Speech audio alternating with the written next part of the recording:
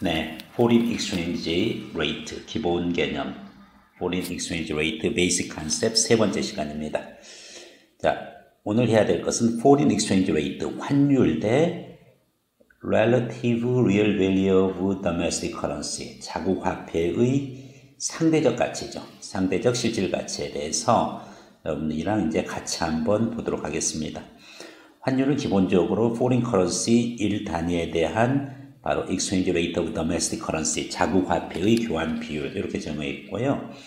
그 다음에 이제 자국 화폐의 실질 가치는 이제 상대적인 relative가 들어가 있으니까 상대적 실질 가치는 반대로 자국 화폐 1단위를 얻기 위해서 외국 화폐의 Exchange Rate 교환 비율 이렇게 이제 정의를 해서 두 가지를 구별하는 쪽으로 그렇게 한번 보겠습니다. 먼저 환율은 매번 이야기하지만 개념이 중요하다. Foreign Currency 1단위에 대한 Domestic Currency의 교환 비율. 그래서 이제 이 Foreign Currency 바로 뭡니까? Denominator가 Foreign Currency고 Numerator가 Domestic Currency가 되겠죠. 그래서 고환율, 저환율. 결국은 다시 한번 이야기하면 Price of Foreign Currency. 즉 바로 외국 화폐에 대한 가격이다. 네, 그렇게 이해를 하면 되겠습니다. 그래서 일반적으로 가격 곡선의 이제 수요 부분이죠. 외국 화폐의 가격, 즉 외환에 대한 수요 곡선은 이와 같이 트레이드 오프 릴레이션십을 갖고 있고, 그 다음에 또 공급 디맨드 커브는 이제 이와 같은 구조를 갖고 있습니다. 그래서 그 기준으로 해서 여러분들이 요게 디맨드 커브, 요게 서플라이 커브 이제 배웠고, 특히 이제 디맨드에서는 무엇을 바로 다름 아닌 뭐에 대해서 임포트, 수출을 할 때, 수입할 때, 임포트, 수입할 때 주로 그 대금 결제를 해야 되기 때문에 무엇이 외화가 필요하다. 수요. 그래서 외화를 사는 거. 반대 S 서플라이는 바로 뭐다? 엑스포트, 수출할 때 외화를 벌어가지고 국내 시장에 원화를 바꾸다 보니까 결국은 뭐다? 국내 시장에 외환이 뭐돼? 유입되어지는 거. 그래서 결국은 서플라이는 외환을 팔 때 생기는 거고, 요 부분 것이 바로 fade, flow in, 유입되는 거고, 그 다음에 디맨드는 buy, 외환을 살 때 생기는 거고, 외환이 flow out, 해외로 유출되는 거다. 외환의 유입, 외환의 유출. 그래서 외환 유입 마이너스 외환 유출 했었을 때 이것이 바로 Foreign Exchange Reserve, 외환 보유고가 되겠습니다. 수출이 많으면 외환 보유고가 늘고 수입이 많으면 외환 보유고가 줍니다. 여기까지 했던 그런 내용이고, 자, 이와 같이 결국은 수출 수입에 의해서 주로 그런 부분들에 의해서 외환의 수요 공급이 결정되다 보니까 특히 외환은 수출 수입 관련되는 부분이 좀 중요하게 작용이 됩니다. 자, 그래서 이제 여기서 다시 그러면은 이 부분에서 환율이 결정이 되고 우리는 이 부분 것을 어떻게 표기했다? E-star, 그렇죠. Exchange, 그렇죠. Rate, 균형 환율이 되는 거고, 그렇죠. 자, 여기서 이 부분이 바로 Q-star. 즉, 뭐가 됩니까? Q-star니까, 균형 수요량, 균형 공급량이 됐어요. 외환에 대한 이야기, 여태까지 했던 것을 복습했습니다. 자, 그런데 자국 화폐의 상대적 실질 가치라는 건 뭐냐? 자, X축이 바로 이제는 Quantity of Domestic Currency, 자국 화폐 부분입니다.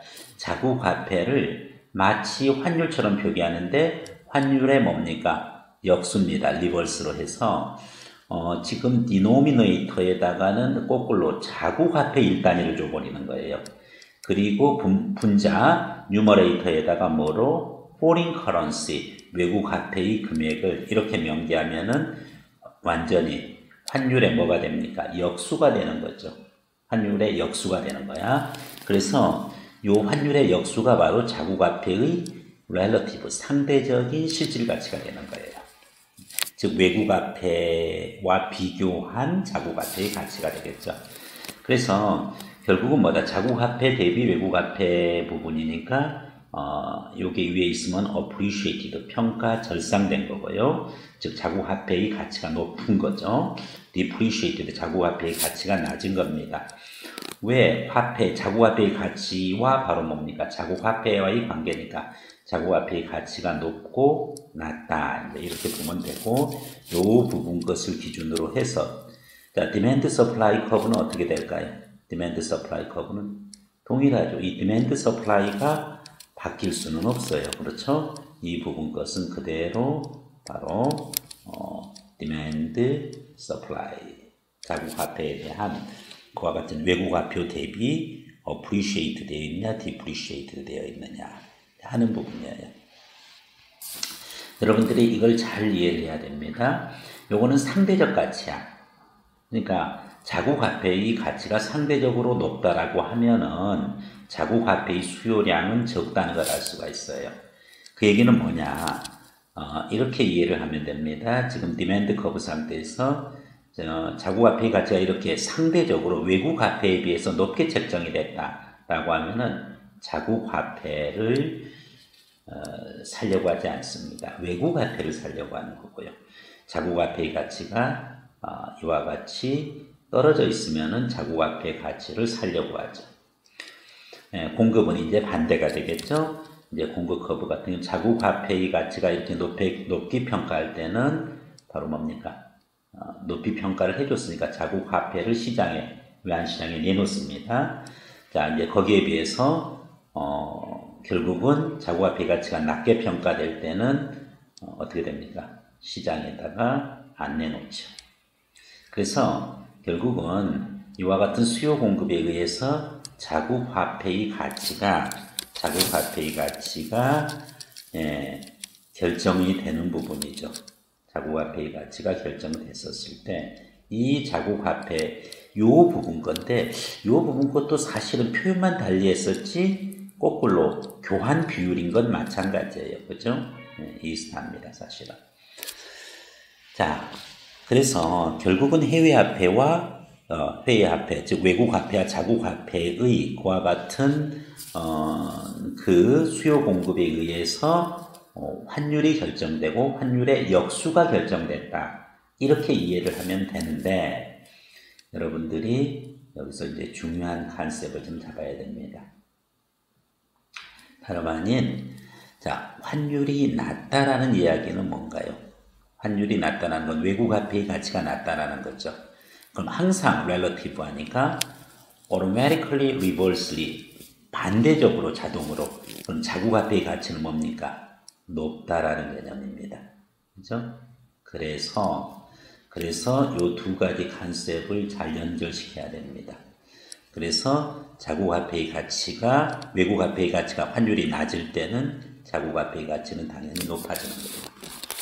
그래서 이것을 요 부분 거 그렇죠? 이 부분 거 외국 화폐의 가치가 낮은 거 저환율과 자국 화폐의 가치가 높게 평가되어 있는 거 이 부분 거가 결국은 뭐다? 같은 현상입니다. 그 다음에 반대로 자 외국 화폐의 가치가 높다. 그렇죠? 외국 화폐의 가치가 높게 되어 있다. High Foreign Exchange Rate라는 얘기는 상대적으로 자국 화폐의 가치는 낮게 평가되어져 있는 거죠. 그렇죠? 그래서 이제 역시 마찬가지입니다. 이 부분 것도 바로 이와 같은 동일한 현상을 이야기하고 있는 거다. 그러면은 왜 이렇게 바뀌어집니까? 디맨드 커브와 서플라이 커브는 지장이 없으니까 당연히 자국 화폐에 대한 가치랑 외국 화폐에 대한 가치를 비교하는 거니까 당연히 뒤바뀌어야죠. 리버스 돼야 되는 건 당연합니다. 됐죠? 자, 그래서 환율과 자국 화폐의 상대적 실질 가치를 이야기를 했습니다. 다시 한번 디맨드와 서플라이 분과 수출 수입과 연결해가지고 간단하게만 요약을 한번 해보겠습니다. 그러면은, 자, 어떤 부분으로 이제 요약이 될 수가 있느냐 하는 부분인데, 이렇게 보시면 됩니다. 이걸 잠깐 지우고요. 자, 우선, Foreign Exchange Rate, 환율입니다. 그 다음에 여기서 했던 것이 Relative Real Value of domestic currency, 자국화폐의 가치예요. 환율과 자국화폐의 가치, 그 다음에 export, 수출입니다. import, 수입입니다. 바로 foreign exchange, 외환 리저브, 보유고입니다. 자, 먼저 환율이 낮은 경우, 높은 경우 먼저 해볼까요? 고환율. 요게 하이다, 높다. 환율이 고환율이 되다는 것은 결국은 자국화폐의 가치는 뭐다? depreciate 되어 있다는 거죠. 예, 자국화폐의 가치가 낮다라는 거죠. 그러면 환율, 외국화폐의 가치가 높으니까 어떻게 됩니까? 환율이 낮을 때는 바로 어떤 현상이 발생을 한다. 즉, 외국화폐의 가치, 높을 때 얘기죠. 지금 높을 때는 바로 어떻게 됩니까? 높을 때는 여기서 봤듯이 이렇게 되죠. 바로 수출이, 그렇죠, 늘어나게 되는 거예요. 수출이 늘어나게 되고, 결국은 어떻게 됩니까? 요거 이제 디맨드가 여기 수입이라 그랬죠. 수입은 여기서부터 여기까지밖에 형성이 안 되잖아요. 그죠? 수입이 외환의 그 수요는 수입인데 자국화폐로 오면 어떻게 돼요? 수요가 수입과 관련된 부분 거죠. 그러면은 자국화폐는 반대로 공급이 되는 거야. 여기가 임포트가 되는 거고, 자, 수출을 할 때, 국가가 수출할 때 결국은 뭐다? 그 외환을 팔게 되는 거고, 그래서 그 외환을 팔게 되는 부분 것이 바로 뭐다? 페이드인, 외환 보유고가 늘어나는 거면은 자국화폐는 바로 뭐냐? 수입이 되는 거야. 그러니까 즉 디맨드 수요가 되는 거야. 이 부분이 바로 뭐니? 엑스포트가 돼야 되는 거야. 즉 바로 외환에 대한 수요는, 외환을 산다는 것은 거꾸로 수입 품목에 대해서 외환을 사서 그 수입 품목을 결제를 해야 되는데, 반대로 외환의 수요는 자국화폐의 공급이고 외환의 공급은 자국화폐의 수요가 되는 거니까, 그래서 수출 수입이 이렇게 이제 바뀌게 되는 거야. 그러면은 결국은 수출 증가, 자국화폐의 뭐다? 가치가 디프리시에이션 됐다라고 하면은 어떻게 되니? 이 가격에서 수출은 이렇게 많지. 그러면 어떻게 돼? 수입은 서플라이 쪽에, 서플라이는 적으니까 수출은 많고 수입은 적으니까 외환 보유고는 는다. 그런 부분이고, 자, 반대로 이제 하이 말고 여기서 환율이 low, 낮을 때 한번 보자. 환율이 낮으면은 바로 외환의 공급이 낮고, 그렇죠. 요 파란색이니까 주황색 요 부분 거 외환의 수요는 느는 거야. 수요가 는다라고 하는 거니까 뭐야? 수입이 느는 거지. 그래서 환율이 낮을 때는 상대적으로 요 부분이 이쪽으로 가니까 자국화폐 가치는 뭐가 된 거야? appreciation 된 거고, 그러면 어떻게 돼? 수출은 떨어지고 수입이 늘게 돼 있지. 수출은 떨어지고 수입이 늘게 됐어. 그래서 외환 보유고는 주는데, 지금 여기서는 이제 방금 확인했고, 자, 자국화폐 가치 부분 거가 지금 화폐 가치가 지금 평가 절상되어 있단 말이야. 위에 형성된단 말이야. 이렇게. 그러니까 어떻게 되니? M, 수입은 지금 늘고, 그 다음에 여기서 요 부분이죠. 요 엑스포트, 요거 주황색, 엑스포트 수출은 주는 걸 알 수가 있다. 그래서 외환 보유고는 준다. 네, 이렇게 이해를 하면은 전체적인 부분 것이 정리가 좀 되겠습니다.